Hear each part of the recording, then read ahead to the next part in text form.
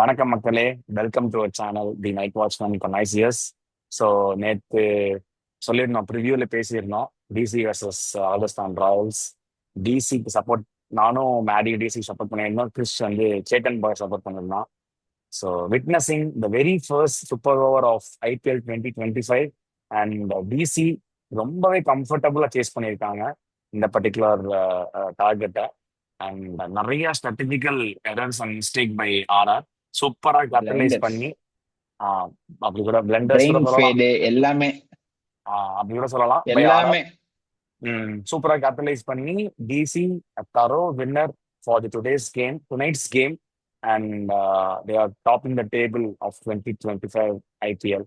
So இதை பத்தி நம்ம டீட்டெயிலாக டிஸ்கஸ் பண்ணலாம். ஸோ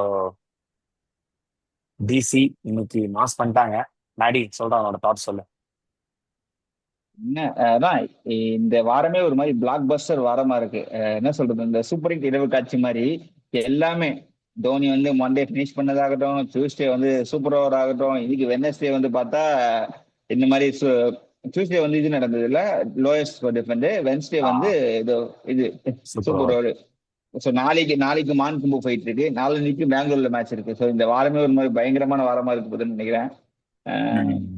பயங்கரமா இருந்துச்சு. ஏன்னா யாரும் வந்து கையில இருக்க கேம் தான் லாஸ் பண்ணாங்க. ஏன்னா நிதிஷ் ராணா இருக்க வரைக்கும் துண்டா அடிச்சுட்டு போயிடுவாங்க. லாஸ்ட் ஒரு ஓவரே யார் போடுற மாதிரி தான் இருக்கு.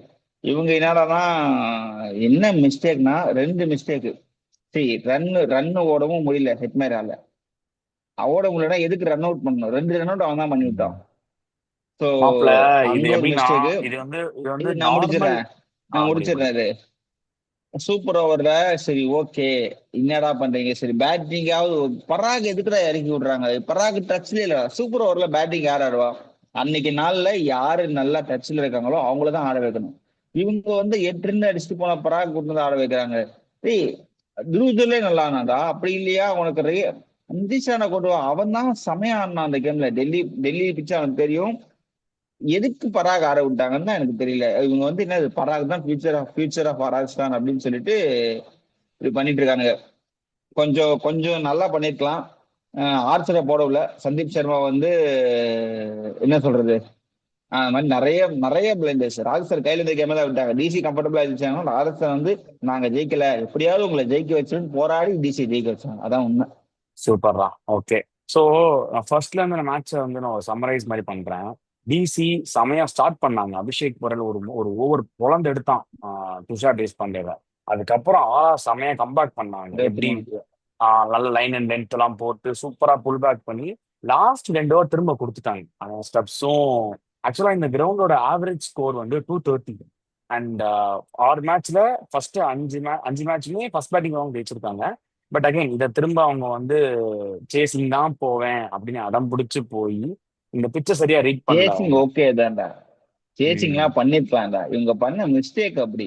நீ என்ன சொல்றது, பராகம் ஓடா, நிதிஷ் ராணா அவ்வளவு சூப்பரா ஆடுறப்போ அதான் நீ நீ டிசி வின் பண்ணாங்கன்னா ஆர்ஆர் வந்து கையில இருந்த கேம் விட்டாங்கன்னா நான் சொல்லுவேன். ஆர்ஆருக்கு இல்ல இல்ல ஈஸி அது கம்ப்ளீட் 4 ஓவர் 40 ஈஸி அடிக்காடா.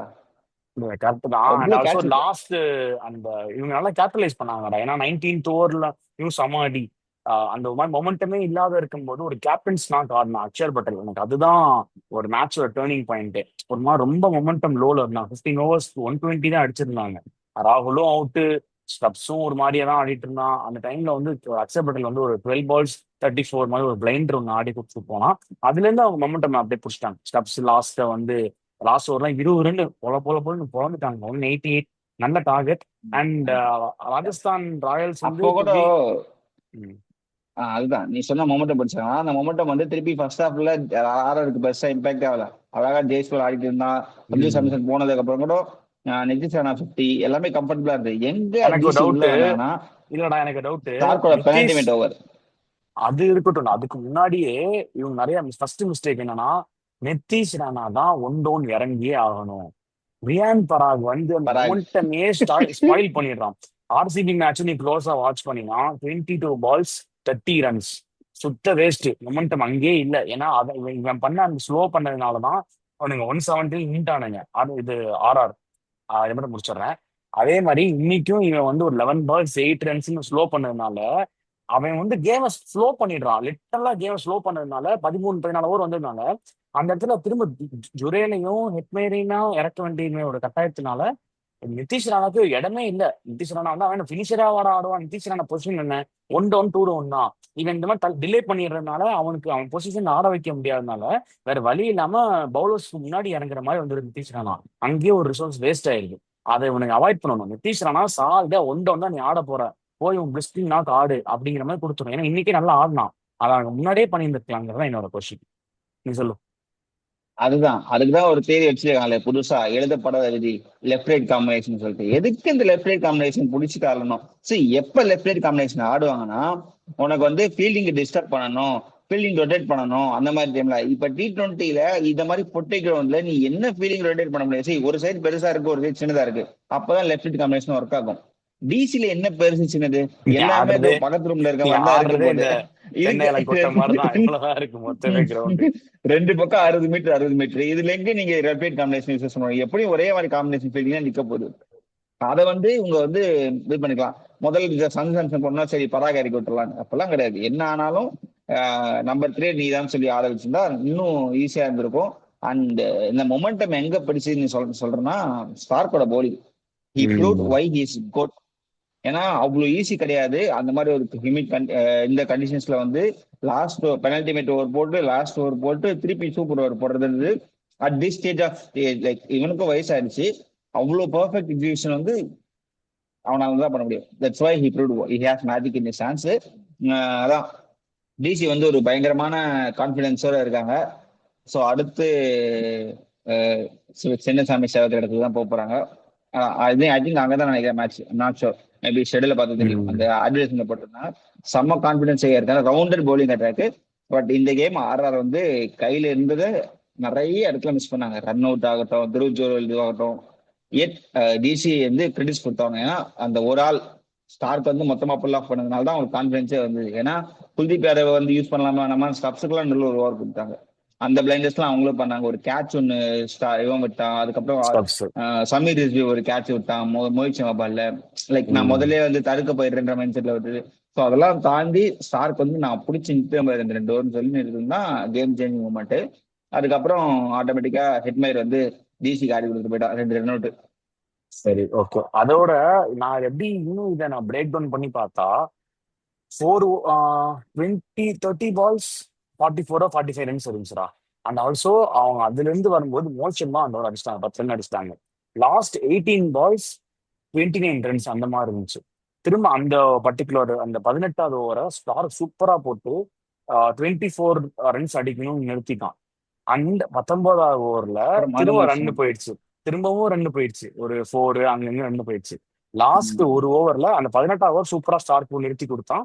அண்ட் 20வது ஓவர்ல வெறும் டைம் டு வின் அந்த மாதிரி சுச்சுவேஷன்ல அகைன் ஒரு 4 கூட கொடுக்கலடா. Single single double single double single அப்படின்னு அது வந்து ஒரு எக்ஸ்ட்ராடினரி பவுலிங். இது வந்து என்ன சொல்றது, ஒரு கோட்டட் பவுலிங் மாதிரி சொல்லலாம். அண்ட் இந்த மாதிரி கிரவுண்ட்ல தான் ஒரு நீ சொல்லுவல்ல ரொம்ப கட்டாந்தரையா கொடுத்தா அந்த பவுலோட வேல்யூவே தெரியாதுடா அப்படின்ட்டு.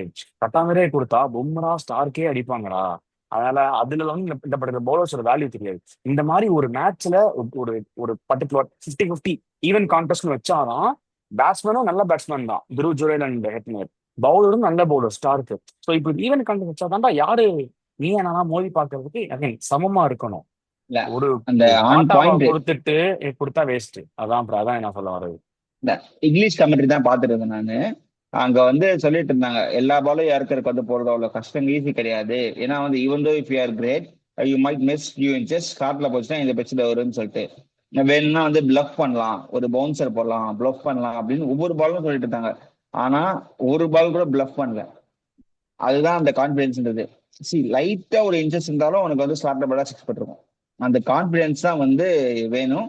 அண்ட் ஸ்டார்க் வந்து பயங்கரமான ஃபார்ம். ரீசெண்டா ஒயிட் பால் ஃபார்மேட்ல வெறும் போன சீசன் பார்த்தாலும் சரி, அதுக்கு முன்னாடி சீசனும் சரி, வெறும் நாக் அவுட் மட்டும் தான் பெர்ஃபார்ம் பண்ணுவான்றது. பட் ஆனா இப்போ வந்து செம்ம ஒரு மாதிரி அந்த பவுலிங் அட்டாக்க லீட் பண்றான். அங்க ஒரு ஓட்டையே கிடையாது. ஏன்னா 10 கோடி கொடுத்து வாங்கின நடராஜனே உள்ள கொண்டு வர முடியலன்னா அவங்க எவ்வளவு ஸ்ட்ராங்கான பவுலிங் அட்டாக்னு பார்த்துக்கோ. ஆல்ரெடி சொல்றதுதான், batsman wins you matches, bowlers wins you championship. This team is going for championship, top 2 confirm. Okay, super தான், சம்மரைஸ் பண்ணிட்டா அழகா. இதை இன்னும் இதை சூப்பரா சொல்லணும்னா அகைன் இவனுங்க வந்து திரும்ப அதே ஹெட்மேன் தான் ஸ்ட்ரகிள். எனக்கு இது புரியலடா. ஹெட்மேன் ஸ்ட்ரகிள் பண்றான் லாஸ்ட் ஓவர், அடிக்கவே முடியல. ஒரு லாஸ்ட் ஷாட்டுக்கே போக முடியல உன்னால. திரும்பவும் அவனை நீங்க சூப்பர் சூப்பர் ஓவர் தெரிஞ்சு போச்சு ஸ்டார் தான் போட போறான்ட்டு. ஜெய்ஸ்வால் அப்ப ஆரம்பிச்சிருக்கலாம். என்ன பண்ணணும்? திரும்ப அவன் தான் ஸ்ட்ரகிள் பண்றான்டா. திரும்ப நீ ஏன்டா ஸ்ட்ரகிள் பண்றவனே இறக்குறீங்க? வேற யாரையா இறக்க வேண்டியதானே? ஆடினது கூட ஓகேடா, பராக் எதுக்குடா கொண்டு வரணும்? அண்ட் ஆல்சோ அது எனக்கு புரியல. அண்ட் ஆல்சோ இவங்க மூணாவது வந்து பால்ல நீ டீமை பாத்தீங்க. வந்து முன்னாடி வைக்கணும். இல்ல நான் அது மட்டும் முடிச்சுறேன். தேர்ட் பால்ல வந்து சூப்பர் ஓவர்ல 2 விக்கெட் தான். அது உங்களுக்கே தெரியும். அண்ட் ஆல்சோ ஒரு வயசான டீம் என்னன்னா, 6 பால்ல வந்து நீ ஆடணும் முதல்ல. ஒரு செகண்ட் பாலும் நீ சான்ஸ் இருக்கலாம். 6 பால் நீ கம்ப்ளீட் பண்ணணும். அப்பனாதான் நீ வந்து ஏதாவது டஃப் கொடுக்க முடியும். நீ 5வது பால் 4வது பால்லே 2 விக்கெட்டையும் விட்டுறீங்க. ரன் அவுட்ல அது ஆக்சுவலா உனக்கு நோ பால் கிடைச்சது. நோ பால் ஒரு 4ம் கிடைச்சது. அப்போ வந்து உனக்கு ஒரு ஃப்ரீ பால்ல 5 ரன் ஒரு போனஸா கொடுத்துட்டான். அது போக ஒரு ஒயிட் ஒண்ணு போட்டா அது கடைசி இல்லைன்ட்டாங்க. அதான் 5 ரன் போனஸா கொடுத்து இருக்கு. நீ அடிச்ச 11 ரன்ல 5 ரன் வந்து உனக்கு எக்ஸ்ட்ரா வந்துருச்சு. அப்ப அவன் போடுறது 7 பால் போட்டிருப்பான். நீ அந்த 7 பால் நீ மேக்ஸிமஸே பண்ணல. 7 பால் நீ 4 பால் தான் ஆடி இருக்க. இப்போ அதான் இதுல ஒரு பிளண்டர். அந்த ரன் அவுட்லாம் தேவையே இல்லை. அண்ட் ஆல்சோ ஒரு ரன் அவுட் தான் ஆனேன். திரும்ப இன்னொரு மாடா ரன் அவுட் ஆவீங்க. இது இது இது எனக்கு புரிஞ்சுக்கவே முடியலடா அதுதான்டா இந்த லாஜிக்க.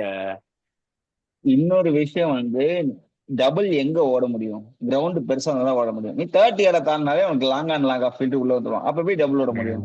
ஏன்னா கண்டிப்பா டபுளை வந்து கட் பண்ணணும்னு தான் பார்ப்பாங்க. நார்மலா 10 விக்கெட் இருக்குன்னா ஓகே, ரன் அவுட் எல்லாம் பிரச்சனை. நீ ஒரு விக்கெட் ஆனாலே அடுத்த விக்கெட் தானே ம். ஓகே. எதுக்கு 2 ஓடணும்? ஜெய்ஸ்வால் ஆடி இருந்தா கண்டிப்பா ஒரு 4 அடிச்சிருப்பான். என்ன இதுன்னே தெரியல.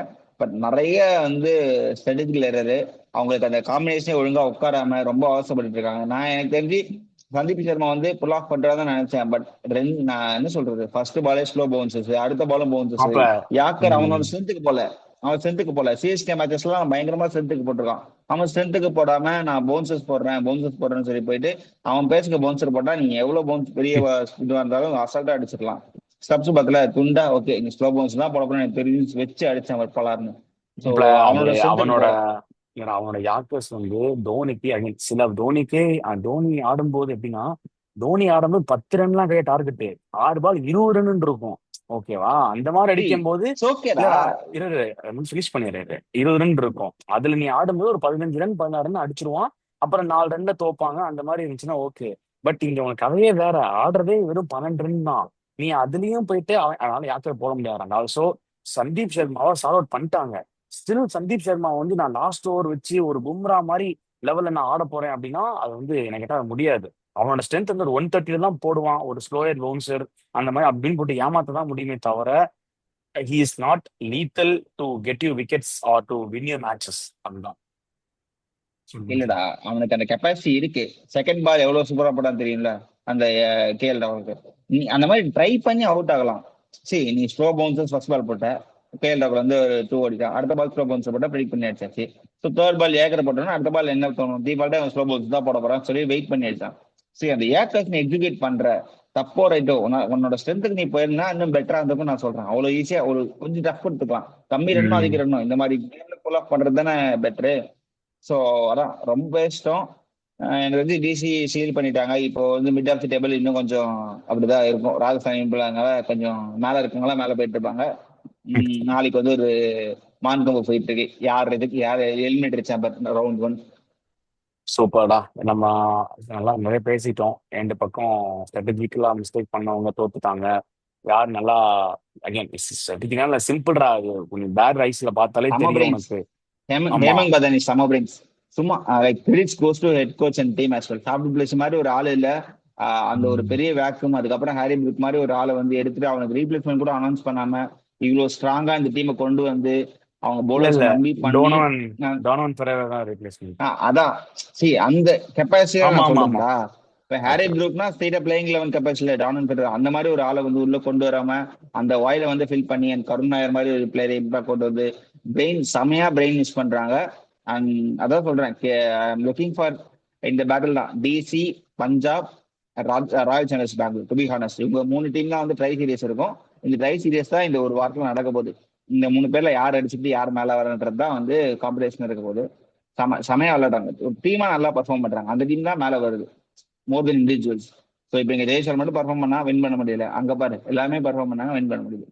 ஸோ செமையா ஆடுறாங்க டிசி. மொரோவர் குஜராத் மறக்க கூடாது அவங்களையும்.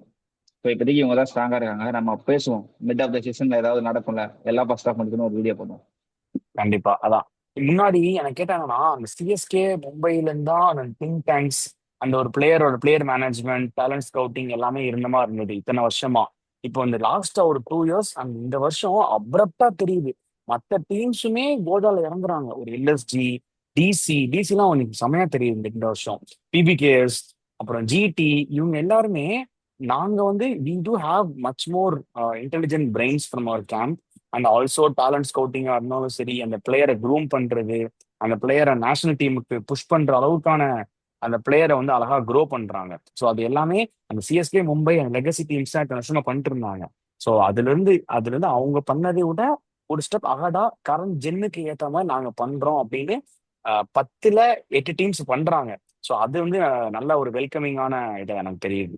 ஸோ அப்பனா அந்த டைட் காம்படிஷனா இருக்கணும். இல்லைன்னா திரும்ப அதே இப்ப இப்ப கரெக்ட். இப்ப நினைச்சு பாக்குறியா, இந்த தேதியில இருந்து அடுத்த 10 வருஷத்துக்கு இந்த ஒரு டீம் தான் 5 கப்பு வாங்குவான், இல்ல இந்த 2 டீம் 5 கப்பை ஷேர் பண்ணுவாங்கன்னு அப்படியே எவனுமே இருக்கு. இங்க அடிச்சு சொல்ல முடியாது. எவனுமே சொல்ல முடியாது. ஈவன் இந்த பர்டிகுலர் ஐபிஎல் எடிஷன்ல PBKS or GT or DC or even RCB கூட நான் சொல்வேன், இந்த 4 டீம் ஏதாவது ஒரு டீம் கப்படிக்கும்னு கூட நம்ம சொல்லலாம். இந்த 4 டீமே நம்ம வந்து ஒரு அவங்களோட ஹிஸ்டரி எடுத்து பார்த்தீங்கன்னா ரொம்ப டம்மி, ஒரு பெருசா நல்ல ஒரு ஹிஸ்டரி கிடையாது. ஆனா அவங்க இந்த பர்டிகுலர் எடிஷன்ல இன்னைக்கு கப்படிப்பாங்கிறத நம்ம வந்து ஒரு 75 to 80% சொல்லலாம். ஸோ அது வந்து இந்த பர்டிகுலர் நல்ல ஒரு ஹெல்த்தி இது வந்து இம்ப்ரூவ் ஆயிருக்கு. ஸோ அது வந்து இன்னும் நல்லா வந்துச்சுன்னா இது ஒரு செம்ம டைட்டான ஒரு குளோபல்ல ஒரு பெஸ்ட், இப்போதைக்கு IPL best league. But again இன்னுமே ஒரு டஃப்பான ஒரு எப்படி சொல் T20 வேர்ல்ட் கப் அளவுக்கு ஒரு பெஸ்டான லீகா வந்து ஆன் கோயிங் ஃபார்வர்ட் இன் ஃபியூச்சர்ல வந்து வருங்கிறது என்னோட நம்பிக்கை. ஸோ ஒன் சைடட் மேட்சஸ் நிறைய இல்லாம இருக்கு இந்த வாரம். போன வாரம் ம், ஃபுல்லா ஒன் சைடட். அது ஆமா. கொஞ்சம் நல்லா இருக்கு பாக்கிறதுக்கு. அதுதான் வந்து நம்ம எல்லாம் நினைச்சோம் போன நேரத்தெல்லாம் பாரு 3/4 பேர் தூங்கிருப்பாங்க. இப்ப யாரு கண்டா எப்படி நடக்கும்னு சொல்லிட்டு. ஸோ அந்த மாதிரிதான் இருந்தது. பார்ப்போம் என்ன நடக்குதுன்னு சொல்லிட்டு. சூப்பர் தான். ஸோ அழகா நம்ம பேசி சம்மரைஸ் பண்ணியாச்சு. So, நாளைக்கு நீ சொன்ன மாதிரி மான் கொம்பு ஃபைட் இருக்கு, எம்ஐ சாரஜ், அதோட ப்ரிவியூ வீடியோ வந்துட்டே இருக்கு மக்களே. ஸோ அதுல நாங்க உங்களாம் சந்திக்கிறோம். இன்னைக்கு இந்த சூப்பர் ஓவரோட ஒரு செம எக்ஸைட்டிங் மேட்ச் பார்த்து திருப்தியோட தூங்குங்க. So we are signing off from the duos Nadi and Vijay. Thank you and have a great night. By.